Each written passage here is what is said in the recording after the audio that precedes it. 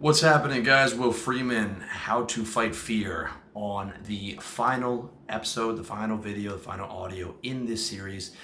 This one is on the fear of death and how to control the fear of death. And this is a very, very important video. That's why I wanted to save this one to the last. Now, if you haven't watched part 1 through 6, I highly suggest that you watch those videos because it gives you the overarching strategy behind it, as well as the other tactics that I outline, stuff like state control and mind control, that do have a major effect on all of your fears, including your fear of death. Meaning, if you know how to reframe your thoughts better and you are in a better physical state every day, then you will have less negative, intrusive thoughts about stuff like death. Now, the reason I wanted to save a death for the last video is because, one, it's kind of a morbid topic. It's something that a lot of people don't like talking about. And this is because it is the granddaddy of all fears. It is, in my opinion, where all the other fears come from is the fear of death and the fear of non-existing. Okay, the fear of death is so strong in some people that a guy will plead for years, for a lifetime in jail or a lifetime in solitary confinement instead of the death penalty, knowing that his life is going to be horrible and he's never going to see the outside world. He will take that over death because he is afraid to die, even though he knows his life is going to be completely miserable. The same with, someone with terminal cancer who, will hold on to the very end because they are afraid to go. And I'm not trying to knock anybody. This is a human fear. It's a fear that we all have, and it is a deep-rooted fear with millions of years of evolution behind it. And it is a tough thing because we are players in the game of life. If you know me, you know that is my frame. We pursue the pursuit of happiness. But even the game of life has to come to an end. So as a player, what do you do? How do you deal with that card for the inevitable situation of death? And it is something that is very important to answer and to know for yourself if you want to live a low fear lifestyle, because otherwise that fear is always kind of like subconsciously there. If it is a fear for you, or maybe it's a subconscious fear for you, you'll like get up and you'll start to go with everything like nagging head, and in that subconscious level, like, well, it's all gonna end. It's not gonna last for, you're gonna, at the end you still die, right? There's that little subtle voice that'll just like chop you down, because it's there. And as you become more aware, I've become aware of it. I become aware that that is, or that was part of my narrative to some degree, but it is something that, like all other fears, you can control. You do not have to let the fear of something that may very well happen 40 years from now affect your current happiness. You don't have to let it affect your happiness at all. That's the strange thing. You can know that you're going to die, but you don't actually have to let it make you unhappy. You can just be like, okay, I understand that. I understand the fear. I understand that's going to happen, but it does not have to affect my reality right now. So I want to give you the two major ways to do that outside of the other tactics in the videos that I outlined that I recommend you checking out. Okay, so number one is using death as a motivator. So that the idea of death comes up and it's like a negative thought, and maybe it's a situation where someone has just passed away and it has you reflecting on your own mortality. This can be a good area to use death as a motivator. Okay, Chris from Good Looking Loser used to have a countdown clock on his site. Like, this is how many hours you have left in your lifespan. Are you taking action? And I think I thought that was a great frame and a great metaphor. Putting like a countdown clock on your life as a motivator. It's like, a lot of us act and we live like we're gonna live forever, and I'm guilty of it too. Like, this body's gonna stay the same forever, and all these things we have are gonna stay the same forever. But the truth is, this could be our last day. It could be, this could be our last year. And it's like I talked about in part 1 about the strategy about not living all the way in the future. Okay, you want to live at least 50% today. You want to live at least 50% in the present, and then 50% within the next 10 years. Okay, but you're not living like 50 years out. You're not living for like, I'm just gonna grind hard until I'm 65 and don't rock the boat until then.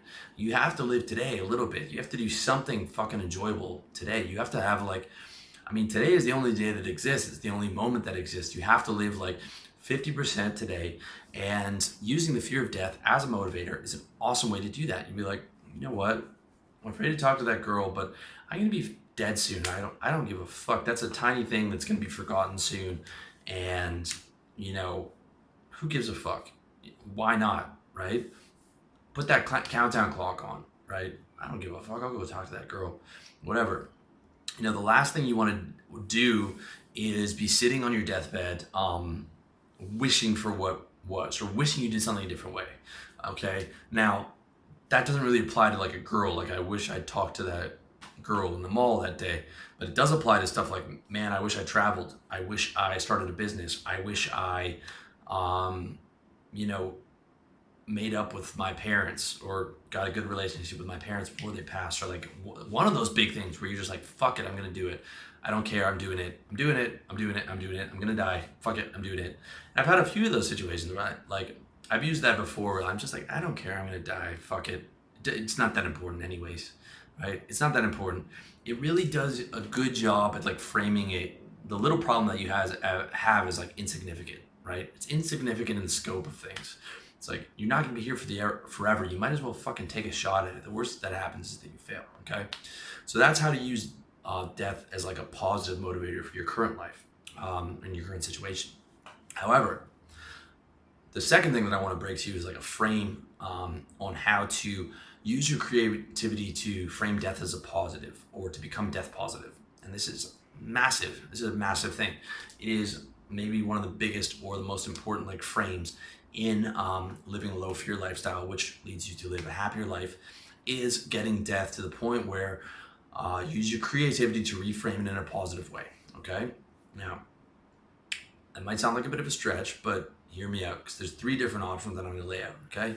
If you are a traditionally religious person, like you're a traditional Christian person, and you believe that when you die, you go to heaven if you do good things, and hopefully you are doing good things, then that's a great belief system to have, okay? That is a great belief system. You can actually look forward to it. You can be like, well,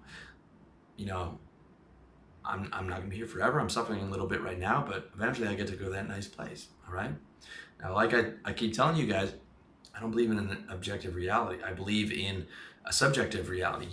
Every person watching this video has a different version of reality. And I talk about making your beliefs serve you, okay? So you might not believe what the Christian guy believes, but from my perspective, his belief is serving him because it makes him happier and it has a death positive attitude, okay? So that's very important. If you have that belief, that's awesome. You don't have to change it. If you are like me and you are inspired by non-dualist thought and you believe in that all religions are saying the same thing, just with different words, and that what they're saying is that we come from the stateless state outside of the mind or Maya or Mara or the Matrix impairs that stateless state, but that stateless state can be realized if you become enlightened, as someone like Buddha did, or Ramana Maharshi, or these different people that I like to read. Or you can have that Maha Nirvana after you die, when you don't incarnate again and you stay in that pure stateless state or that pure mind, whatever you want to call it. Some people call it heaven. I consider that it's just outside of the world. It has no particular state to it. It is not time-based. And the closest thing that I've heard to describe it is what's called Sat Chit Ananda, which is bliss consciousness awareness, okay? That's where I want to try to get to within his life. And it's where I want to stay after I die. And that to me is my home. I look at this world as a matrix. It is not like a metaphor. I look at it that way. I look at it that is, in some ways it's my dream world, but it feels very real, okay?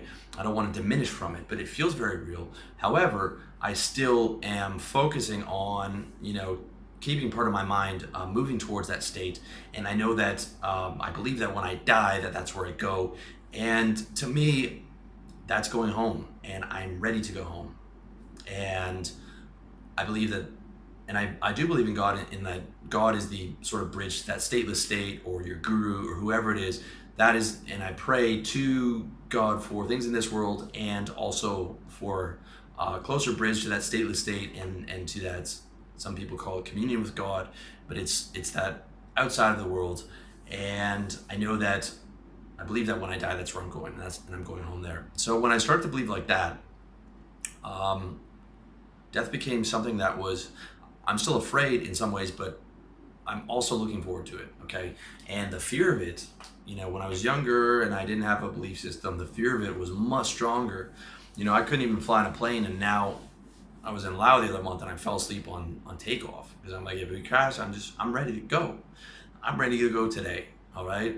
And now, like, I'm not saying I wouldn't be afraid, but I'm saying, like, I've made a lot of peace with that, okay? I've made a lot of peace with it, and it is something that I think of quite regularly, not in a particularly negative way, just like that's something that is going to happen. I want to be prepared for that. I want to make peace with that as much as I can so that it can be as pleasant as possible when it happens.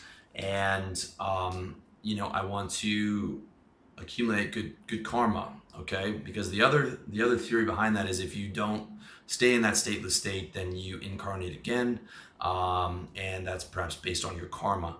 I'm not sure if I fully believe in that, but I definitely allow for the possibility that you do incarnate again, because you've already incarnated once, and the fact that your karma could affect that, because to me the world exists within my consciousness, and your world exists within your consciousness. So the fact that we have this feeling about karma and we've been taught about it means that this is very possible. But again, I'm not 100% sure about that. It's just something I'm gonna have to wait and see, but it definitely doesn't hurt to do good things because it makes you happier anyways. Now, that's belief number 2. The third one is for the atheist or agnostic guy. And like I said, guys, I don't care what belief system you have. All I want is that your belief system is serving you and then it's allowing you to live with less fear and be happier. So if you're atheist or agnostic, it's going to be a bit harder to get a death positive viewpoint coming. The first thing I would say is, like, investigate your beliefs, okay? In my opinion, you can still believe in evolution and believe in God and believe in stateless state and science and all those things that I believe in, and you can still be logic and rational, which I consider myself, I am to be. And if you read stuff like Ramana Maharshi and Nisargadatta Maharaj, they are not talking about blind belief. They're talking, they use logic to, to uncover a lot of this stuff, okay? To me, it is logical. And that can be a bridge to God and bridge to that stateless state, and it can be a bridge to that a positive view of the afterlife. But let's say that you are dead set against that and you're not even interested in investigating that, and every time I bring stuff like that up, you're like, shut the fuck up, Will. I don't want to hear about that. Just stop, teach me how to get girls and live with less fear and all that. Cool, no problem. Like I said, it's your reality. You have control over it. So here would be the thing, if you're dead set against that, is just look at it as the end of suffering, okay? Look at it as, like, you don't have to fucking do mundane shit anymore. You don't have to brush your teeth. You'd be like, okay, I'm done with that. When I worked in sales, me and my sales buddies used to joke around, like, at least when we're dead, we don't have to cold call. And we would say that, like, probably every week, right? Unless you're going to hell, okay? Because for me, hell would be like a constant, just nonstop cold calling all day to, like, really rude secretaries who would tell us that the boss just wasn't interested in it, even though she didn't know. That's hell to me, okay? But, like, that would be like a joke that we made, and you can frame it of, like, okay, it's coming, it's inevitable. When you think about it, you're like, you know what? It's going to be the end of suffering. It's going to be peace. It's going to be, those things that I'm dealing with and I'm fighting against are not going to bother me there, and I can accept it. And maybe I'll come back. Maybe I'll be incarnated again. All right? Because to me, if you've been incarnated once, which is a pretty amazing thing, it's very, who says you couldn't be incarnated again? That's at least what I would say to someone who's atheist or agnostic. All right? If you're coming from my perspective, it is trying not to be incarnated again and trying to stay in that stateless state, but different viewpoints there. But either way, I think if you're dead set on atheism or agnosticism, using the end of the death as the end of suffering is a very important reframe, okay? Also, those are the 3 reframes, but there's one last thing I want to put in there where, like, your end days can be part of that fear of death, like sitting on the hospital bed with like a thin blanket wrapped around your knees. And if you're like most of my readers, 18 to 40, and chances are you're going to die, I think the average will be 80s, maybe 90s by the time we get there because of technology. Okay, they're going to have way better technology for dealing with people who are who are close to death. Okay, first of all, there's a good chance that like our faculties will be much better, and perhaps stuff like Alzheimer's won't be around, and you'll have your mind until you pass. As opposed to like the way that I saw my grandmother go, which was, her mind was gone and she was in a vegetative state for a long time. And, hopefully people will come around and won't accept that. I mean, we'll have the technology to make sure that people don't have to spend their final years like that. Okay. Like a humane way to go for me is you're on a drug, not MDMA, but whatever they have in the future, and it puts you in a peaceful state where you're lucid and you can talk to your relatives and calms your fears. And at some point when the body gets to a certain point, you can just say, I'm done, flip the switch, or like, take the pill, whatever it is, or turn the machine off that you're hooked up to and go out peacefully with your own choice. Okay.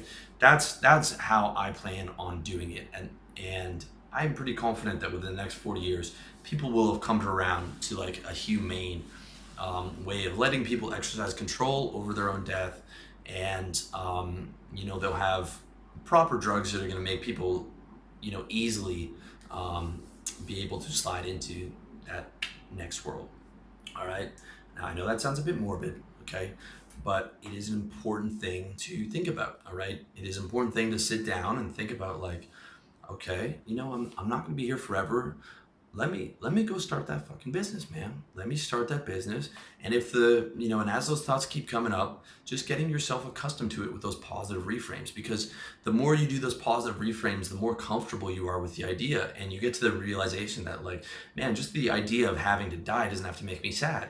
Okay. I don't have to go off on a tangent like, oh man, I'm going to miss all my family and I'm going to miss my friends and my girlfriend and all that. You don't have to do that. You don't have to choose that mental suffering, okay? You can choose the reframes that I'm talking about and stick to the positive and not let that fear have to hurt you, okay? It takes work, but it's 100% possible, all right? Just like all the reframing that we talk about. So, that is it. That is it, all right? 7 parts to this bad boy, how to fight fear. Part number 1, strategies that you need in the meta frame of the pursuit of happiness is your primary priority, the most logical way to live. Within that pursuit of happiness, you have to be able to set up a low fear lifestyle, okay, by pursuing that happiness and by living 50% for today and 50% within the next 10 years. And then parts 2 until now, part 7, are the specific tactics to fight fear, like we just covered: fear of death, controlling your physical state, controlling your finances, controlling your mental state, all the tactics that you need and that I think are important. If you haven't checked out the full series and the full playlist, I highly suggest you check it out now. It's super important stuff, and I think it's going to bring a lot of value to your life. And if you've made it through to the end, I want to thank you for watching all the videos, for listening to the audios, for checking me out on revolutionarylifestyledesign.com. And I wish you all the best in your personal development journey.